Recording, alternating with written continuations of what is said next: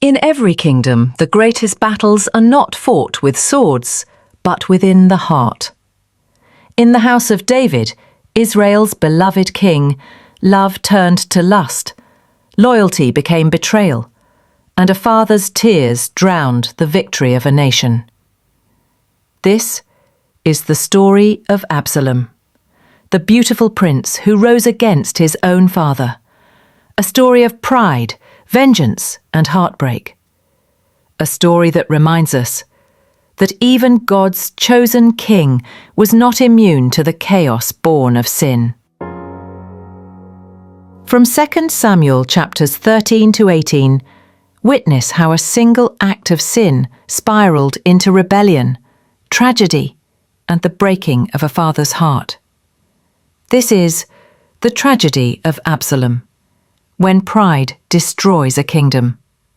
The house of David, once a symbol of divine favor and strength, was now standing on the edge of ruin. The prophecy that the sword would never depart from David's house was about to unfold. Prince Amnon, the firstborn son of David, was handsome, charming, and the heir to the throne, but his heart harbored a dangerous desire for his half-sister Tamar, the beautiful daughter of King David, and Maacah, the sister of Absalom. Amnon's desire burned like fire.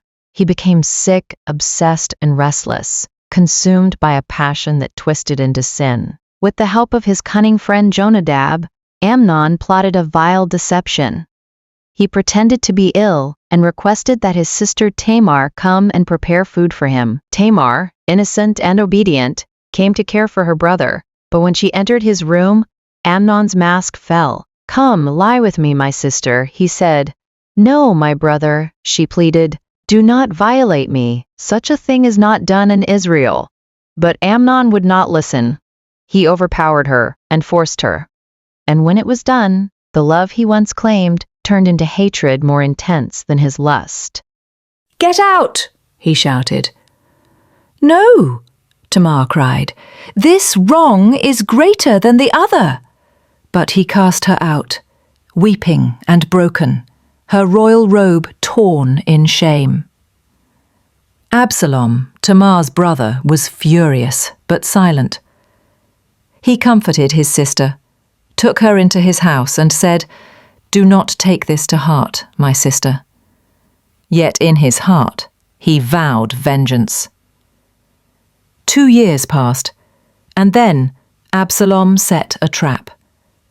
He invited all the king's sons to a feast at Baal Hazor. When Amnon's heart was merry with wine, Absalom gave the order, "Strike Amnon! Kill him." The servants obeyed. Amnon fell dead, and panic swept through the royal family. David was devastated, but Absalom fled to Geshur, his mother's homeland, where he stayed for 3 years. The once mighty king sat in silence. His heart longed for Absalom, yet grief and guilt bound him. He mourned his lost sons, one to death, one to exile. Joab, David's loyal commander, saw his master's sorrow.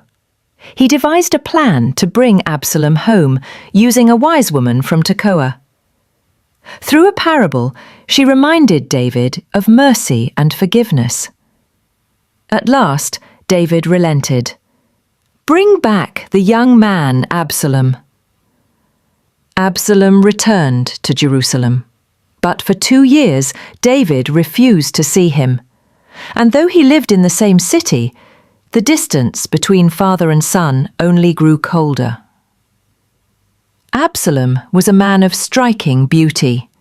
From the sole of his foot to the crown of his head, there was no blemish in him. His hair was thick and heavy, his charm disarming. He became the darling of the people, and their hearts began to turn toward him. Frustrated that David ignored him, Absalom burned Joab's field to get attention. Finally, Joab arranged a meeting between father and son. David embraced him, yet the wound remained unseen. Absalom's heart had changed. He began to rise early, standing by the city gate, meeting those who came to seek the king's justice. "If only I were judge in the land," he would say, "then every man would find justice." And the people believed him. Absalom stole the hearts of Israel. Then he made his move. He asked David's permission to go to Hebron, under the guise of paying a vow, but in truth, to crown himself king. Trumpets blared, "Absalom reigns in Hebron!" The message reached David. "The hearts of the men of Israel are with Absalom." David knew rebellion had begun. He gathered his loyal servants and fled Jerusalem barefoot, weeping as he ascended the Mount of Olives. He left behind his concubines to care for the palace, his faith resting in the hands of God. "If I find favor in the Lord's eyes, he will bring me back again." Zadok and Abiathar, the priests, carried the ark of God to follow him. But David said, "Return it to the city. If the Lord is pleased with me, he will restore me." David's faith was deep, even in exile. Absalom entered Jerusalem triumphant. He took counsel from Ahithophel, David's former advisor, who told him to defile his father's concubines publicly to show all Israel he had taken his father's throne. Absalom did it, fulfilling Nathan's prophecy that David's shame would be exposed before all Israel. But David's loyal friend Hushai infiltrated Absalom's court as a spy. When Ahithophel advised a swift attack, Hushai urged delay. "Gather all Israel first." Absalom chose Hushai's advice, and by that, God overturned Ahithophel's counsel. David organized his men and commanded, "Deal gently for my sake with the young man Absalom." The battle raged in the forest. Absalom, riding his mule, passed beneath a great oak tree, and his long hair caught in its branches.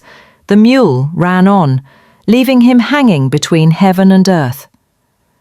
Joab, ignoring David's plea, thrust 3 javelins into Absalom's heart. The young rebel prince died, suspended in silence. When the news reached David, he wept bitterly. "Oh, my son Absalom, my son Absalom! Would God I had died for thee, O Absalom, my son, my son." The victory that day was turned into mourning, for David's greatest battle had not been against armies, but against the consequences of sin within his own house. And so the prophecy was fulfilled. The sword did not depart from David's house, for even the mightiest king could not escape the ripples of his past. Yet through pain and loss, David found mercy, and a reminder that every crown without obedience becomes a curse. The crown, the sword, did not depart from David's house, just as the prophet had spoken. His triumphs were many, but so were his tears. The young rebel prince died, suspended in silence. When the news reached David, he wept bitterly. "Oh, my son Absalom, my son Absalom! Would God I had died for thee, O Absalom, my son, my son."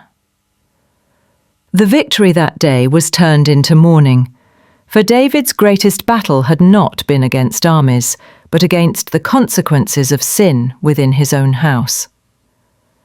And so the prophecy was fulfilled. The sword did not depart from David's house, for even the mightiest king could not escape the ripples of his past.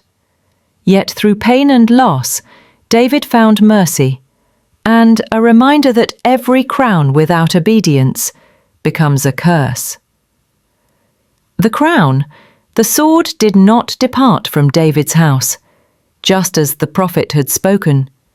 His triumphs were many, but so were his tears. Absalom's beauty became his downfall, his pride, his noose.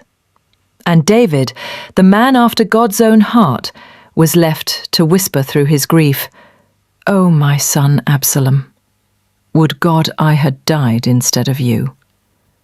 It was a cry not only of a father, but of a man who had seen the cost of sin with his own eyes. Yet through the ashes of rebellion, God's mercy still shone, because even in failure, His grace never departs. Thank you for watching this retelling of the tragedy of Absalom. If this story moved you, remember to like, subscribe, and share for more biblical stories told through light, sound, and truth. Until next time, keep your heart humble and your faith unshaken.